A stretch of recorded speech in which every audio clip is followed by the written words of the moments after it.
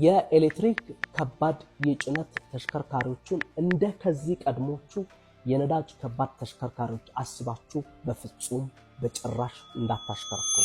እንግዲህ በቅርቡ እንደተመለከታችሁት ከዚህ ቀደም ከኤሌክትሪክ መኪኖች ጋር በባትሪ የሚሰሩ መኪኖች ጋር በተያያዘ አነስተኛና ከፍ ያሉ የቤት መኪኖች ላይ ብቻ ስንመለከት የነበረ ሲሆን አሁን ግን ወደ ጭነት አገልግሎት ወደሚሰጡት እንደ ላይት ዲዩቲ ባይሱዙ ደረጃ ያሉ የኤሌክትሪክ መኪኖች የፉቶን ካምፓኒ የሚያመጣቸው ከሱ ከፍ ያለ ደግሞ በሲኖትራክ አዳዲስ በቅርቡ ወደ ኢትዮጵያ የገቡ የገልባጭ አገልግሎት መስጠት የሚችሉ ሲኖትራኮችን እየተመለከትን እንገኛለን።